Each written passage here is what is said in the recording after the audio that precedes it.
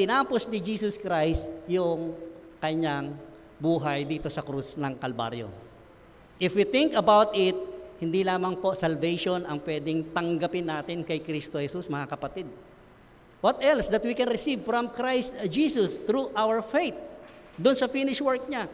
Siguro pwede natin tingnan, di ba? Tingnan niyo yung sarili niyo. We receive good health. Meron tayong malakas sa katawan ngayon. Praise God.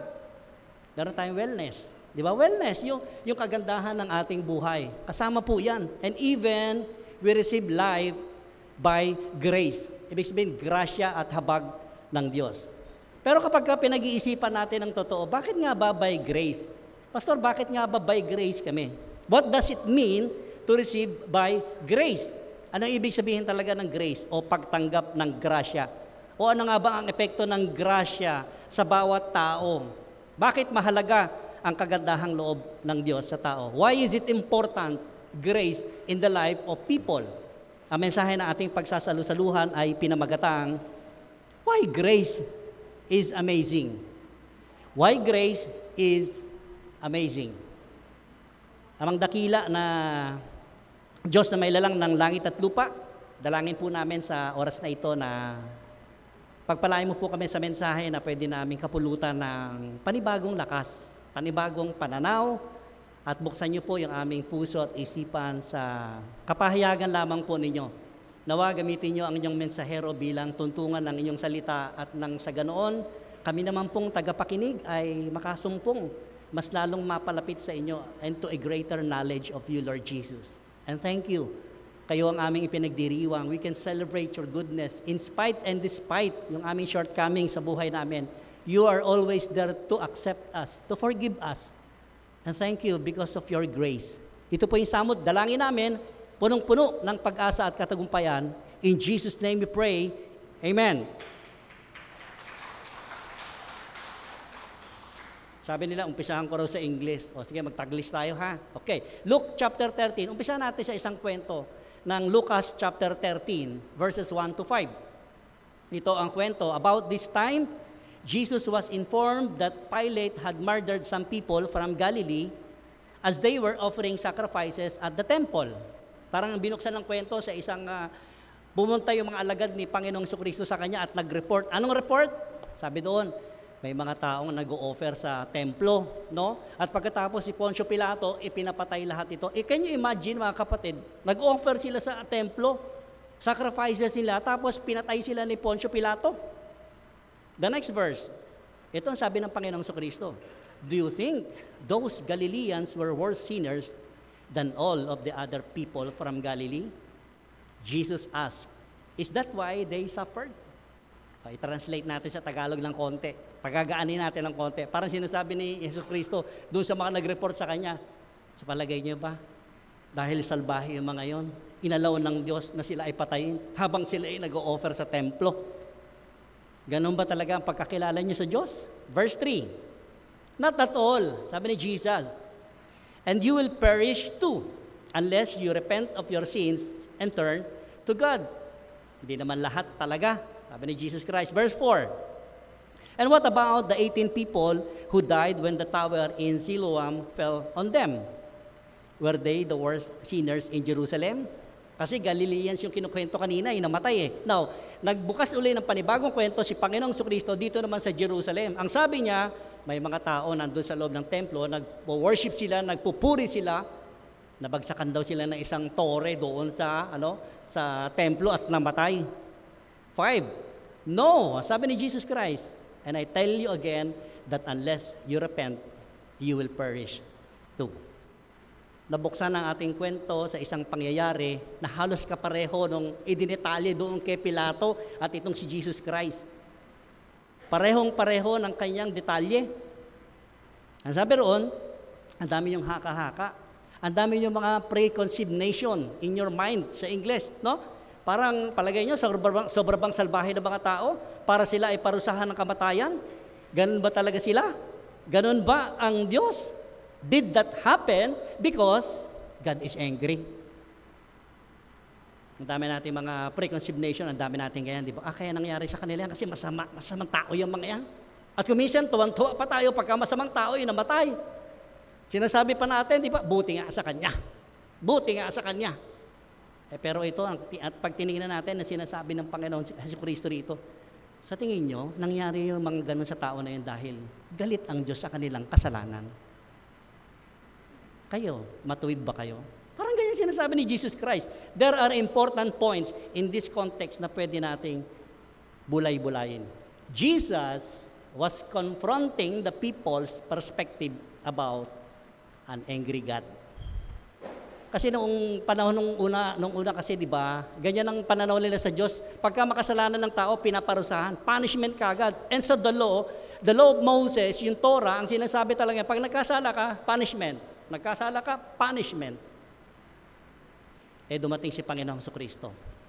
Kaya nga, by grace Yan ang kaibahan ng panahon natin ngayon. By grace, we are all saved by grace through faith in the finished work of our Lord Jesus Christ. Jesus criticized that this way of thinking shall lead to death. Ganyan kayo mag-isip. Sabi ni Jesus Christ, pwede rin mangyari sa inyo, ganyan pala kayo mag-isip. Kapag ka nagalit ang Diyos, paparusahan kayo at papatayin kayo. The same thinking na lang. Sabi ni Lord Jesus Christ, unless you change your mind, you will perish. Unless you repent, you will perish too. Yun yung sinasabi sa verse 5. Tama naman talaga. Tayo, mga mananampalataya ni Kristo Jesus, how do you think sa mga tao sa labas na hindi natin katulad?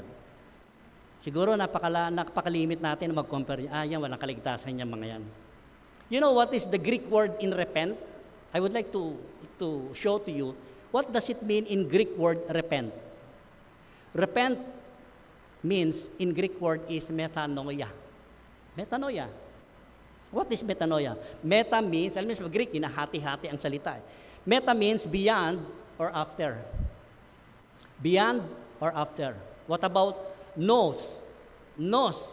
Kasi sa Arabic kasi nos, half, kalahati. No? Pagka sinabi, intanos, mukmapi, intanos. Para sinasabi ng mga Arabic nung araw, yung utak mo kalahati lang. Ganyan sa Arabic, nos means perception or understanding or mind. So pag tinin natin yung kabuuan, metanoia or repent means to change one's mind. At totoong-totoo naman talaga. Kapag ang tao hindi marunong magbago ng takbo ng isip, nakapako ka ron sa pinaniniwalaan mo lang. Hindi pwedeng uminog, hindi pwedeng umikot ang iyong pananalig kapag ikaw ay nakapako sa isang pananaw lang. Now, so ano yung change of mind na hinihingi ni Jesus Christ? At bakit? Bakit kailangan? Pangalawang kwento, tuloy natin yung Luke chapter 13, verse 6 to 9. Okay. Verse 6. Then Jesus told them this parable. Nagparabola si Jesus Christ. There was once a man who had a fig tree growing in his vineyard. He went looking for figs on it, but found nothing or none.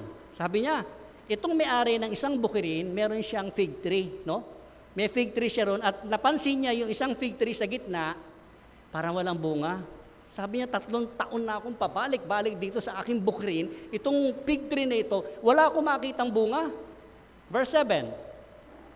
So he said to his gardener, sinabihan niya yung kanyang tagapag-alaga, look, for 3 years, I have been coming here looking for figs on this fig tree and I haven't found anything. Wala siyang natagpuan na bunga.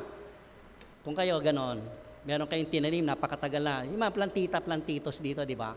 Noong nag-pandemic, di ba? Nagtanim kayo, di ba? Gustong-gusto nyo yung mga itinanim niyo, pagka nakita nyo, ilang araw lang, nagbubunga, nagiging masaya ka. Ngayon, pag tinignan nyo, walang bunga, ano yung pakiramdam ninyo? Di ba? Parang tayo rin yung may-ari. Ang sabi rito na may-ari, cut it down, putulin na yan. Why should it go on using up the soil? Sayang yung lupa, sabi na may-ari doon sa gardener. Sayang lang ito, palitan mo na, putulin mo na, itapon na yan. But verse 8, but the gardener answered. Tingnan natin yung yung gardener, yung katiwala. Ang sabi niya rin sa may-ari, leave it alone, sir. Just 1 more year. Hayaan po muna natin, Panginoon. Bigyan natin ng 1 taon. Yung 1 year na yun, ano gagawin niya? I will dig around it and put in some fertilizer. And that's very good. Pag tinignan natin, ang gusto na may-ari, putulin na eh. Pero yung tagapangalaga, ayaw. Bigyan mo natin ng 1 taon. Anong kondisyon? Verse 9. Then if the tree bears figs next year, kung ang puno ng igos ay mamunga sa isang taon, so much the better, Panginoon. Sabi ng gardener. If not, kung hindi mamunga, then you can have to cut it down. Pag di namunga, putuli na yan. Sabi ng gardener. Now, ano yung mga 3 puntos na pwede natin makita doon sa parable na ito? Parable po ni Panginoong Jesucristo ito. Unang-una makikita natin, ang sabi ni Lord Jesus Christ, cultivate the soil. Bubungkalin ko po yung lupa, no? Alam niyo yung mga gardener, di ba? Nagbubungkal yan, may mga gardener pa nga, naghahalo sila ng soil eh. Nagmimix sila ng mga lupa. Pag nakita nila hindi mabunga, hindi nagbubunga for a year, no? In a month, magbubuo sila ng mga lupa na pwedeng ihalo dyan, yung soil. Then, bubungkalin, ibig sabihin, pag binungkal mo, hinuhukay mo yung pinakailalim, yung pinakaugat. And then, ang sabi dito, put some fertilizer. And that's very good. Hindi lang niya binungkal, no? Hindi lang niya dinig yung soil, hindi lang niya kinultivate, nilagyan pa niya ng fertilizer. Eh, sino ba namang hindi magbubunga pagka ganon? Alam niyo yung pinakamaganda rito sa 3 puntos na pwede natin makita? Not only cultivate the soil, put some fertilizer. The third one is very, very, yung gardener talaga, ang sabi niya, it will be given time. Bigyan ho natin ng panahon. The fig tree did not deserve to be taken care of. Dito sa parable, kitang-kita natin yung fig tree, hindi niya deserve na alagaan siya ng gardener kasi wala na nga siyang bunga eh. Di ba tayo, madalas tayo mahusga, ay wala namang bunga yan. Ako, walang bunga yan. Walang silbi yan. Ganyan tayo. Pero dito pakita sa parable, si Jesus Christ, the fig tree cannot do those things for himself. Sino rito ngayon yung magsasabi, ako Lord, ako pastor, kaya kong idig yung sarili ko, lagyan ko ng fertilizer, and then magiging mabunga ako. No one can say that. No one can do these things sa mga sarili natin, mga kapatid. Sino magsasabi ng ganyan? A fig tree was being given by grace. Yun po yung grace. Hindi, yung grace na kilala ko, nandoon lagi sa kanto, pag tuwing gabi, nandoon sa patay sindi. Yun yung kilala kong grace. No? Yung grace na pinag-uusapan natin, ito'y biyaya na galing sa ating Panginoong Jesucristo, yung gardener. No? Hindi niya kayang gawin yung sa sarili niya, yung deserve niya na magawa niya para mamunga siya. Grace, what do you mean by grace? Grace is goodness received without merit and due to incapacity. Lahat tayo, wala tayong kakayanan, mga kapatid. Aminin mo man sa hindi sa sarili mo, oo nga, sa dami ng kasalanan ko, no? And all of the sins I have taken sa buhay ko, hindi ko kayang tapalan, hindi ko kayang takpan, no? But because of that grace, through our Lord Jesus Christ, incapacitated kasi tayong lahat eh. Wala tayong kakayanan lahat, aminin natin yan. Walang sino man ang pwedeng magsabi, kaya ko iligtas ang sarili ko, kahit napakayaman mong tao. Ang change na hinihingi ni Jesus Christ, anong change ang hinihingi ni Jesus Christ dito? We have to change and renew our mind about God. Gano'n naman talaga, nahulog tayong lahat eh. Ano ba talaga pagkakilala mo ng personal sa Diyos mo? O sa Diyos nating lahat? We have to know God and follow God by understanding His grace. Kailangan maintindihan ng bawat isa, a particular individual, yung grace ni God. Yan talaga. Alam nyo, ang pinapakilala ni Jesus na Diyos, yung Ama sa Langit, hindi siya wrathful, hindi siya angry God. Ang dami tayong maririnig na katuruan, ha? Angry God ang pinapakilala. Si Jesus, tingnan natin, look for Jesus, how He show love with His Father, papunta sa ating lahat. God is a loving Father. God is full of grace. Punong-puno ang ating Ama sa Langit ng biyaya because God is characterized by His love and grace. Tanong, Pastor, ano naman ang amazing sa grace ni God? Ano ba talaga yung amazing grace na yan, yung kinakanta natin? Sometimes kanta tayo ng kanta pero hindi natin naunawaan yung totoong kahulugan ng amazing grace. What is amazing grace about God? Number 1, I give you 5 points. God's grace is for everyone, including you and me. Hello? Say amen. Lahat tayo kasama dito, walang exemption. You and me. Talaga ba, Pastor? Talaga ba, Lord? Kasama ako dyan? Saka na lang ako papasok sa simbahan kapag matuwid na ako, pagka banal na ako. Ang daming mga words na ginagamit ng tao na ganyan. Kailan ka ba magiging banal? And that grace was given to each and everyone. Binigay na yung grace na yan. Anong gagawin na lang natin? Tanggapin na lang siya. Receive the grace that God has given for each of us. Pangalawa, what is amazing about God's grace? God's grace is given regardless or despite our status. Kapatid, tingnan mo yung katabi mo, kahit anong kalagayan ng kapatid mo o estado sa buhay niyan. O ano man yung ginawa mo before 5 minutes nagpunta ka rito. Bago ka magsimba. Lahat po yan. It's all about God's grace. Nasa iyo pa rin yung biyaya ng Diyos.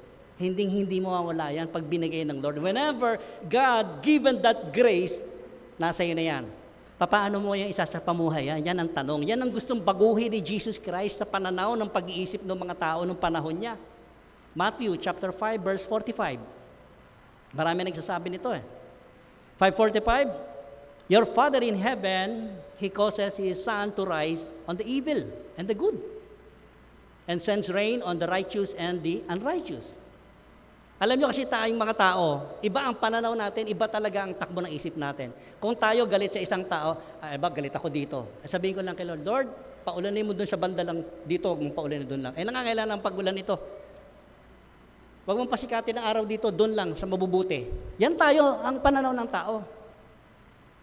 Tama? Pag galit ka sa kapwa mo, yun ang pwede mo sabihin, sana masagasaan na siya.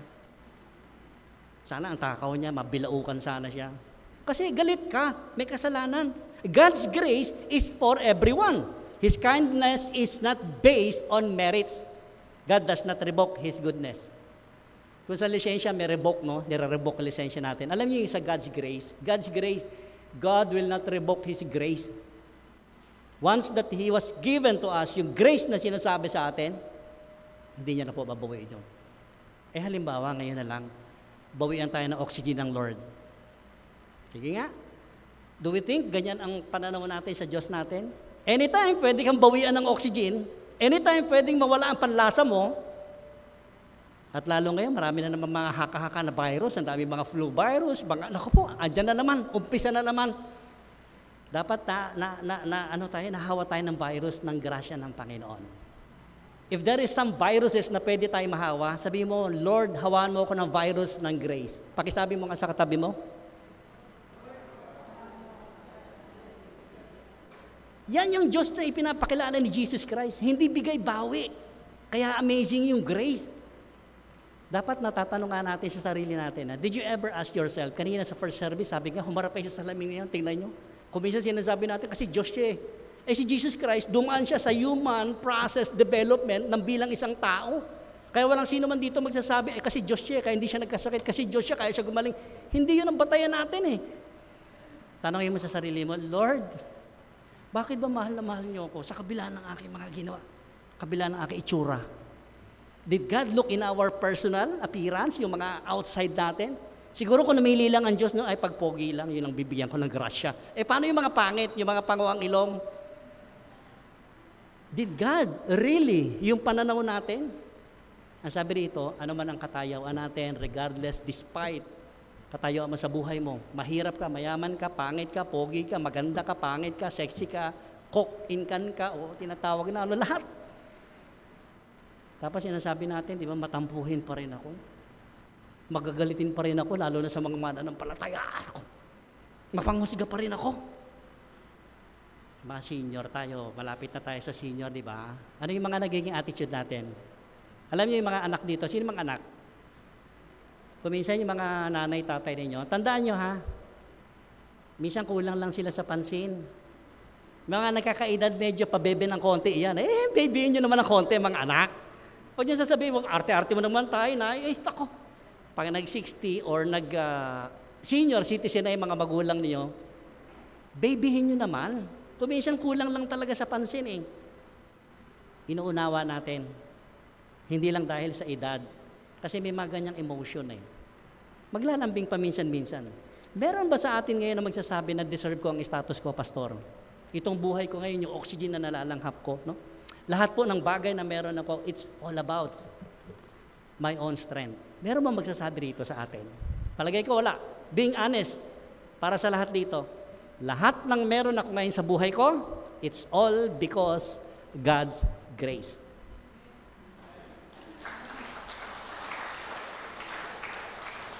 Dami kasi nagmamalaki ako. Nakukuha itong buhay na to, napaaral ko yung mga anak ko, nandito ako sa katayuan ko dahil sa aking integridad. Hindi naman naalis sa atin ng Panginoon yung integrity. Yung pagsusumikap natin, hindi inaalis ng Panginoon. Pero napakasarap. Pagka pumupunta ka sa pananaw mo talaga sa lahat ng bagay sa buhay mo, you are under grace.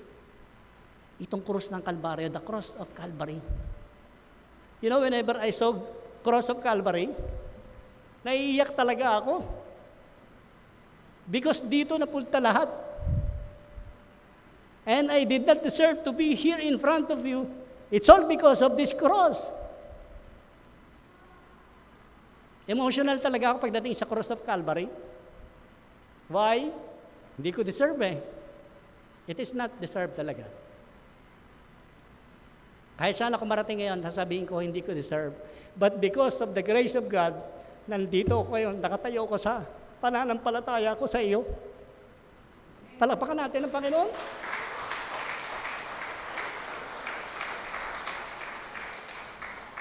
Romans 11, verse 6. Anong sabi sa Romans chapter 11, verse 6? But if it is by grace, it is no longer on the basis of works. Otherwise, grace would no longer by grace. Tama talaga yung sinasabi ni Pablo. Kundi dahil sa kagandahang loob ng Diyos, maliwanag na maliwanag sinasabi ni Paul, hindi yon dahil sa ating mabubuting gawa. Kasi pag binagbasihan lang natin yung good works natin, hindi na matatawag na grace yung ginawa ni Jesus Christ. That's why people, hindi nila matanggap ito. Ibig sabihin, hindi pa nila tatanggap ang grasya ng Panginoon. Because they don't want to accept the truth that this cross of Calvary is grace. Sabi ni Paul, di ba, hindi masasabing kagandahang loob yun habang hindi mo tinatanggap, hindi mo isinasa pamuhay. It is not based on our performance or ginagawa natin. Alam niyo, kahit anong galing ko mag-preach, kahit anong galing ko magturo, if it is not under by grace, para lang akong simbal na gwang. Because grace is love. Loving. Yan ang Jesusness natin. Loving. Hindi ako marunong mag-preach.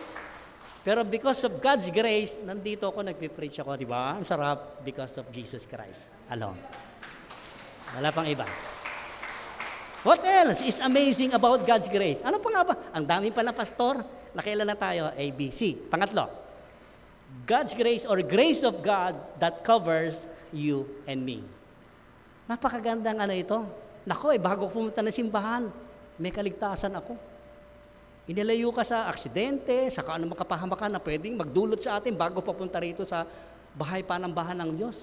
Di ba napakasarap i-recall sa isip natin, ito yung God's grace. He will protect me. He will cover me. Tingnan mo yung katabi mo. Mukhang blessed na blessed, di ba? Mukhang blessed na blessed yung katabi mo. Sa tingin mo siya lang ba na-blessed? Hindi. Ikaw na-blessed ka rin. Magiging nasa likod mo at saka nasa harap mo, na-blessed din yan. Kasi pwede natin ipagmalaki, di ba? Pwede natin kasi pagka natutunan nyo talaga sa way of thinking ninyo, kasi tayo, ako lang dapat ma-bless. Kaya hindi na ma-bless ng Panginoon yan, hindi na mamana ng palataya. Ang hilig natin magbukod, no? Ang hilig natin magtangi. Pero sabi dito, tumatanggap din ng biyaya buhat sa Panginoon, maging yung nasa likod at nasa harapan mo, nasa tabi mo, kapatid. Maging yung mama nakatambay doon sa kanto ng Super 8, pinagpapala ng Panginoon yun. He will bless them. Sa tingin nyo ba, tayo lang mga mananampalataya na mahal ng Diyos? Mahal tayong lahat ng Diyos. Sabi kanina, pinauulan niya sa masasama at mabubuti. Pinapaarawan niya sa matuwid at sa mga makasalanan. Mahal ng Lord ang lahat, hindi siya nagtatangi. Tingnan mo yung katabi mo uli, lovable ba? Walang makatingin kasi hindi lovable yata. Di ba? Ang sabi, Pastor, hindi ka matinginan. Bakit? Nakakainis kasi tignan tong katabi ko. Ang sarap ibalibag. Sarap ibalibag. Tama? Pero kahit kung sa tingin ng kapwa natin na hindi tayo lovable, sa tingin mo talaga, ang sarap mong sipain, ang sarap mong sampalin, love ka pa rin ni Jesus. Mahal na paharal ka pa rin ni Jesus. Eh ano ba turo ni Jesus? Lucas chapter 6 verse 35. Turo ni Jesus. Love your enemies. Eh tingin mo ngayon sa katabi mo, kaaway mo. Tingin mo sa asawa mo, kaaway mo. Eh sabi ni Jesus, sige, Pastor, paano yung asawa ko? Tingin ko, kaaway ko na ngayon. Eh sabi ni Jesus, love your enemies. Eh tingin mo pala sa asawa mo, kaaway mo. Mahalin mo yung asawa mo kasi utos ni Jesus Christ. Ano sabi dito? Do good to them, lend them without expecting to be repaid. For God is kind to those who are unthankful and wicked. Mamahalin lang ba natin yung mga nagmamahal sa atin? Anong gantimpala ang pwede natin makamit buhat sa Diyos? Well, nakuha mo na yung gantimpala mo kasi you will repay for those people na nagbabalik lang din naman sa iyo. Sabi dito, lend to them without expecting to be repaid. Bakit? Hayaan natin ang Diyos ang magbayad. Even though wala tayong patago sa Diyos, ang ina-expect natin na magbabalik doon, magre-repay sa atin, si Jesus, si Lord lang po ang magbabalik noon.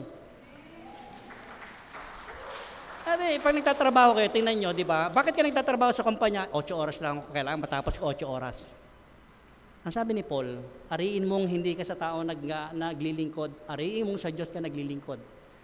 Sino ang mga employer dito? Tao. Di ba tayo lahat? Tao? Yes, amen. Pero higit sa tao, ariin nating employer natin si Jesus. Higher than that human being na ang ating employer si Jesus Christ. Bakit? Pag nakita ni Lord na ang bulsa mo empty, pupunuin niya ulit. Bakit ka natuto magbigay? Pastor, natuto ko magbigay. Salamat. Well, praise God. Natuto ko magbigay kasi ang Diyos ang unang nagbigay sa iyo. Imagine, yung prinsipyo ng Diyos na give, it will be given to you. Eh, hindi naman sinabing binigyan ka lang, siksik, liglig, umaapaw. So maraming bagay na katuruan dito, financial. Yes, isa lang po yan. Pero higit sa lahat, yung ating kagandahang loob na ibinigay ng Panginoon, yun yung sinasabi dito. No? Kapag ka nagbigay ng kagandahang loob sa kapwa mo, bibigyan ka lalo ng pag-ibig ng Diyos so that you will learn how to love people even that unlovable.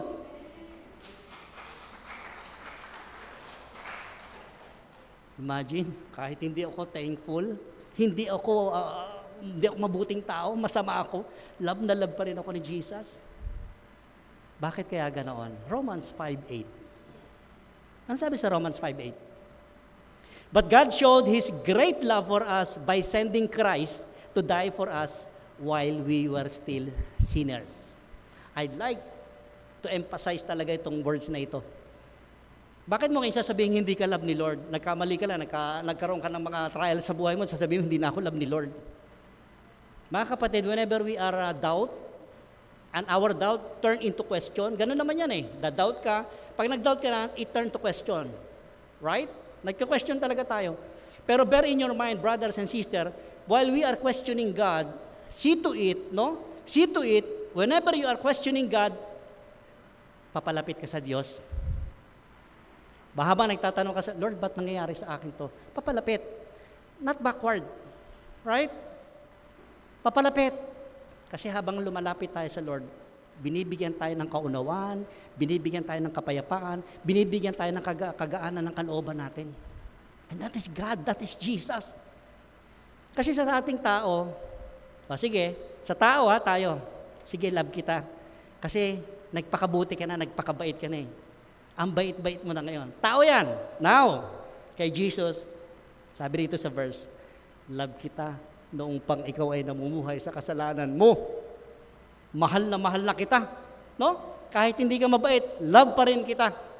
Nakita natin kaibahan natin kay Jesus. Whenever we are into Jesus na sa mga kapatid, doon mo mapapatunayan, ito pala, kahit hindi dapat mahalin tong taong na to, kaya ko siyang mahalin.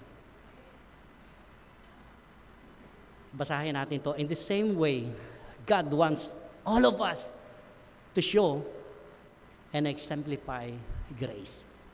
Ano ibig sabihin nito? Ang gusto ng Diyos sa atin, naramdaman natin, mahal tayo ng Diyos, di ba?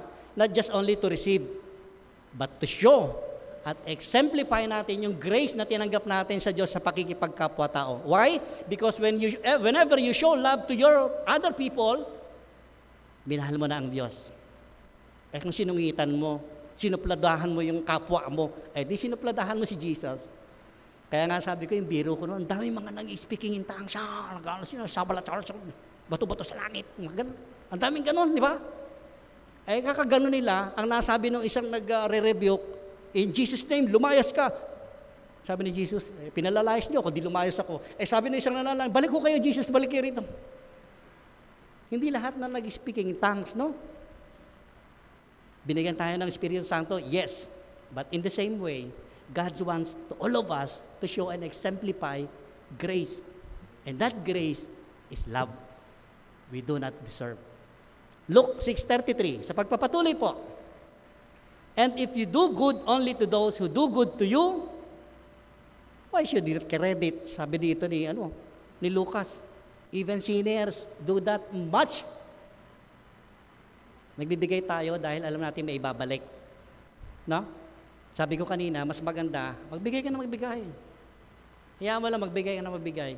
Kasi pagka binalik ng Lord yung reward mo, hindi mo kayang saluhin, kapatid. Pakisabi mga sa katabi mo, Lord, yung biyaya ko ngayon, bigay mo rito sa katabi ko.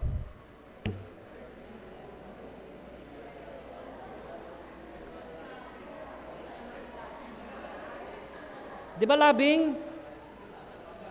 Di ba labing? Very simple. Siguro sabi na, ang tindi naman ni pastor, akin na nga yung blessing, bibigay ko pa sa katabi ko. And that is love. Hindi niya deserve, pero inihiling mo sa Panginoon, bigyan siya ng pagpapala. Grabe si Lord, no? Paano tayo minahal? The last point, naku, napapasarap si pastor. Mga isang oras pa tayo. Okay, the last four. Amazing. What is about amazing grace in God's grace? Pangapat, we can be a channel of God's grace. Tandaan mo natin. By grace, we can be gracious, not by our own effort, but by the grace of God. Paano mangyayari yung pastor? Galatians chapter 5, verse 22 to 23, very familiar tayo dito, di ba? But the fruit of the Holy Spirit is love, joy, ang dami nito. Naku. Pag inisa-isa mo yung siyam yan, no? Kung minsan sa siyam na yan, wala kang magawa, wala kang ma-show sa kapwa mo. Tama? Eh, ang linaw dito ang sinasabi, sino daw, pastor, yung gumagawa nito sa atin? Sino? The Holy Spirit. Yung kanina, na parable ni Jesus Christ, walang makitang bunga. Kaya gustong paputol na kagad ng may-ari. Pero ang sabi ng gardener, wag po muna, bigyan natin ng 1 taon. And that is the fruit of the Holy Spirit. You know, yung bunga ng Espiritu, di ba? Yan yung nagbibigay sa atin ng kasaganaan sa buhay. Anong pinagkaiba ng mayaman na tao na wala siyang kapayapaan? At ito naman ay kalagayan mo ay nakakaraos ka ng 3 beses ang araw, minsan 2 beses lang, pero may kapayapaan ka. And because your faith through Christ in Jesus. Yun yung sikreto. Gusto ko sana siyang baitan, pastor pero mas gusto ko siyang sapakin. Bakit? Umutang sa akin, hindi ako binayaran. Nung sinisingal ko, may dala pang itak. Siya pang galit. Parang hindi ka babayaran Eh, 1 taon na pala yung inutang, hindi pa binabayaran. At sasabihin, paano ko mamahalin yun? The point here, mga kapatid, di ba? The work of the Holy Spirit in our lives, it will give us security. Yan, kung di ako bayaran niya, alam ko si Lord naman na magbabayad sa akin. Doble, 60 liglig, umaapaw. Amen? Bigay ko na lang sa kanya yon. Tingnan nyo, nakakasama pa ng loob, di ba? Nakakasama ang loob. Kaya napakasarap, kung magpapautang kayo, wag na lang sabihin mo doon sa mga umutang. Hindi ka na pautangin, bigay ko na lang sa iyo. Pero hindi ko kayang buuin. Kailangan mo ng 3,000, di meron ako rito 100, di bahala ka na sa... But that's good. Ano lang kulang niya? 2,900 na lang. Oh, at least, may binigay ka 100. Bigay yon from the bottom of your heart.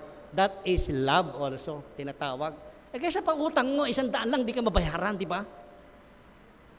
Ngunit kapag hindi mo naintindihan ang grasya ni Lord, lagi ka na lang may guilt sa loob ng kalooban mo.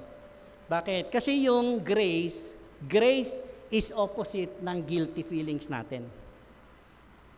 Yan. Pero pag may grasya na tayo, may biyaya tayo galing sa Diyos, tinatanggal niya lahat yan. Sino rito ang pinalaya na sa kanyang utang? Sino walang utang dito? Ay, lahat may utang? Kami mangungutang pa lang. Hallelujah! Yun ang sarap pag pinalaya ka sa utang. Not just only financial, mga kapatid. Not just only financial. Pinakamasarap na palayain tayo sa utang, yung spiritual po. And that is grace. Ito yung ginawa ng grasya sa atin, tinubos yung ating mga kasalanan. We are free from the bondage of sin. That's why meron tayong justification na tinatawag. The next slide, I would like to read this one, ha? The next slide. Pakibasa natin ng sabay-sabay. 1, 2, 3. Palakpakan natin si Lord. Minsan tinitingnan natin, may sakit kasi ako, pastor mahal ka pa rin ng Diyos. Mahal pa rin tayo ng Diyos. Yan yung point ni Jesus. Baguhin niyo yung pag-iisip niyo. Ikamamatay niyo yan, yung pananaw niyo na ang Diyos ay magagalitin. Ang Diyos ay nagagalit sa mga hindi niya mahal yung mga makasalanan. What happens? Pagka hindi tayo nag-change ng mind natin, yung pananaw natin sa buhay, lugi ka kapatid. Lugin-lugi tayo. Mapupuno ka lang ng insecurity, ng takot, ng kung ano-ano. Sasabi, ay hindi ako bilong dyan sa mga leaders yan Ay hindi ako bilong dyan sa mga teachers yan Masaklap pa ngayon, yung totoo ngayon, di ba? Oo nak, bakit lalayas ka na? Nako, ang dami kasing live ko sa FB, hindi naman nila nila-like. Ang dami, di ba? Ay sabihin mo na lang, di ba walang nagla-like sa akin sa FB? Love na love pa rin naman ako ni Lord. Basta yun ang alam ko, love ako ni Lord Jesus. And grace brings security. Be free from the guilt, mga kapatid. Yung insecurity na yan, hindi po galing kay Jesus yan. Lahat na yan maaalis lang, mapapawi sa ating kalooban by the power of God's love. The power of God's love. Last verse, Romans 8:38 to 39. Sapagkat natitiyak kong walang makapaghihiwalay sa atin, sa pag-ibig ng Diyos na ipinagkaloob sa atin sa pamamagitan ni Kristo Jesus na ating Panginoon. There is no greater than all these things na nasa ating paligid that can separate us from the love of God through Jesus Christ, our Lord and Savior. Napakaganda, di ba? Kahit mawala na ako sa piling ng asawa ko, kahit mawala sa akin ang asawa ko, walang makakapaghiwalay sa pag-ibig ni Kristo Jesus towards me and towards my wife. Kasi, ang number 1 love ko, sino? Si Jesus. Sino ang pangalawang love ko? Siyempre si Mrs. Noong araw, hindi niya maintindihan talaga yan. May first love ka na. Meron si Jesus. Pero on the other hand, nabago yung kanyang pananaw, nabago yung kanyang isip because of God's grace. Right? Then she understand that truly love is Jesus Christ. Grabe. Grabe. Hopefully, makita natin mga kapatid, yung grace is amazing. Why grace is amazing talaga? The grace of the Lord is really, really great and amazing. We need to change our mind and heart. How we know about God. Doon lang naman nakasalalay lahat tayo Kailangan natin ng perspective. Anong perspective? Alam niyo mga arkitekto, di ba, may mga perspective sila when they come to the plans ng kanilang mga gagawing bahay, right? May perspective silang tinatawag doon. Ang perspektibo kasi ng tao, may limit yan. Hanggang dyan lang nakikita natin. Pero beyond, yung sabi ko kanina, you repent beyond and after, yung lente ng Panginoon, iba po. Tumatagos ang lente ng Diyos. Kaya tayo pwede nating basahin sa buhay natin yung perspective lens of God. Ano ang challenge sa atin, mga kapatid, sa oras na ito? We need to change our mind and how do we know God the Father? Makikilala natin ang Diyos Ama sa langit sa pamamagitan po. Nino? Jesus Christ. Yes. Makikilala natin ang totoong Diyos sa pamamagitan ng ginawa niya dito sa krus ng Kalbaryo. It is the grace beyond our works. That's why meron tayong hapag na pagsasaluhan. Bakit tayo nakikisalo dito? It's all because God's grace. Yumuko nga tayo sa presensya ng Panginoon. Let us all bow our head and close our eyes. Father, as we continue na binubulay-bulay namin kung ano yung napakahalaga at napaka-powerful na mensahe nyo sa amin sa oras na ito. Nawa sa aming pakikibahagi sa inyong hapagkainan, mas lalong maunawaan namin. We will understand, know you better. It's all about grace of God. What are the effect in our lives? Ano yung mga epekto nito sa aming buhay, sa aming pananaw, sa aming isipan, at sa aming puso?